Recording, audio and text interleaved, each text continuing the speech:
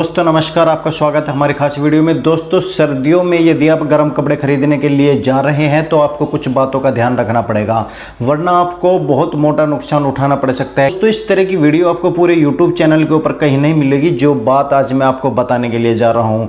दोस्तों आप नए दुकानदार हैं, मैं यहाँ पर किसी पुराने दुकानदार की बात नहीं कर रहा हूँ, क्योंकि पुराने दुकानदार को एक्सपीरियंस होता है, वो नुकसान खा के बैठा होता है और उसको एक्सपीरियंस है कि उसे कितना माल खरीदना है और कैसे खरीदना और कहाँ से खरीदना और कब कब खरीदना है। तो आप इस वीडियो को पूरा देखते रहिए। वीडियो पसंद आए तो वीडियो को लाइक शेयर और चैनल को सब्सक्राइब जरूर कीजिएगा। तो आइए दोस्तों वीडियो शुरू करते हैं। नमस्कार, मैं हूं प्रहलाद सिंह और मैं आपको बता देता हूं आज सर्दियों के कपड़े खरीदते वक्त आपको किन किन बातों का ध्यान रखना है।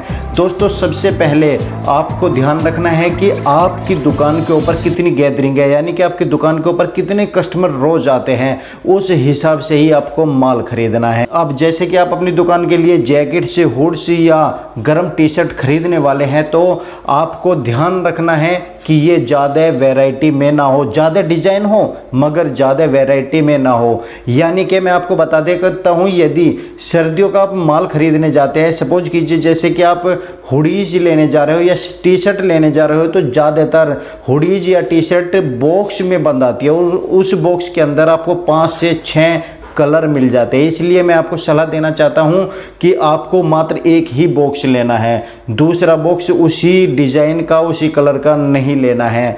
आपको डिजाइनिंग ज़्यादा बढ़ानी है और वैरायटी कम रखनी है। समझ रहे हो मेरी बात? डिजाइनिंग पे आपको फोकस रखना है, माल ज़्यादा ना इस पे फोकस रखना है और आपको माल सीजन में 2 बार कम से कम खरीदना है। इकट्ठा माल आपको नहीं लाना है। एक तो माल आपको ध्यान रखना है अक्टूबर के आखिर में, यानी कि अक्टूबर के आखिर तक आपकी दुकान पर होना चाहिए, क्योंकि नवंबर के फर्स्ट वीक से धीरे धीरे से सर्दियों का माल बिकना शुरू हो जाएगा। आप सब जानते हैं कि अब सर्दियों का सीजन थोड़ा सा कम होने लगा है और सर्दी मात्र आपके 2 महीने की रह गई है, दिसंबर, जनवरी और थोड़ा सा आप फरवरी को समझ लीजिए। ज़्यादातर जो आपका माल बिकना शुरू होता है वो नवंबर से दिसंबर तक बिक जाता है और सेकंड पार्ट की हम बात करें तो सर्दियों के ज़्यादा माल आपका जनवरी में बिकता है। इसलिए मैं आपको सलाह देना चाहता हूं कि आप सबसे पहले थोड़ा माल लाए। जो नए दुकानदार है अक्टूबर में माल लाए, पूरी वैरायटी ना लाए और फुल डिजाइन ना लाए, क्योंकि कस्टमर की डिमांड क्या होने वाली है ये आपको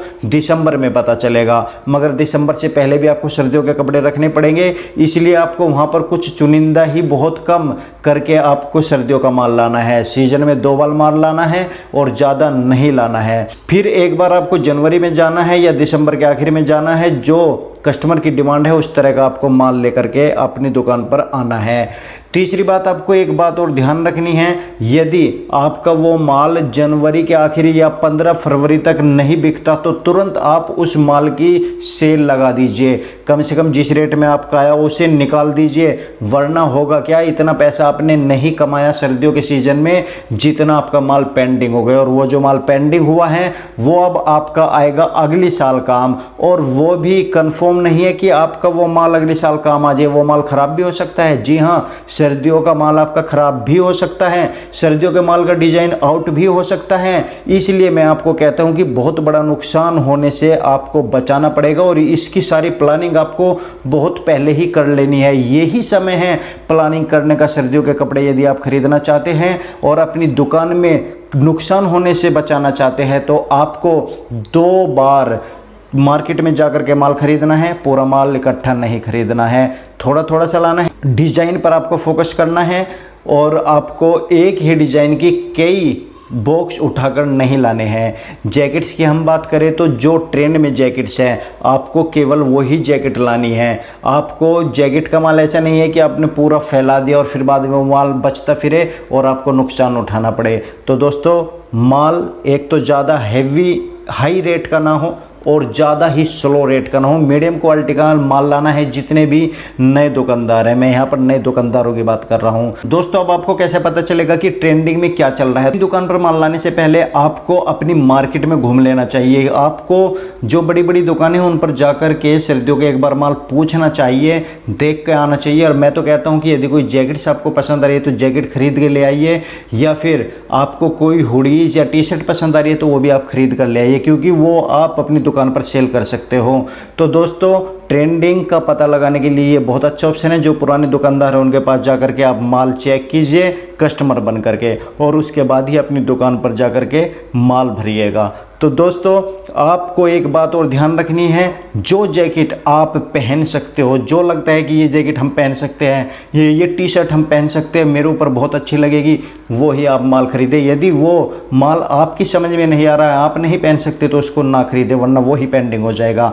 जब आपका ये पहला सीजन निकल जाएगा तो आपको आइडिया हो जाएगा अगली बार कि हमें अब क्या लेना है। कोशिश कीजिएगा सारा माल बिक जाए, और यदि नहीं बिकता तो सेल लगाना मत भूलिएगा, वरना आप हिसाब जोड़ लेना, जितना आपने कमाया उससे ज़्यादा का माल यदि आपका बच गया तो आपको कितना नुकसान होने वाला है, और वो अगले साल तक फिर भी काम नहीं आने वाला। तो दोस्तों ये कुछ इंपॉर्टेंट बातें थी जो मैंने आपको बताई है। आपको वीडियो पसंद आए तो लाइक शेयर और चैनल को सब्सक्राइब जरूर कीजिए। धन्यवाद, थैंक यू वेरी मच हमारी वीडियो देखने के लिए। Thank you so much.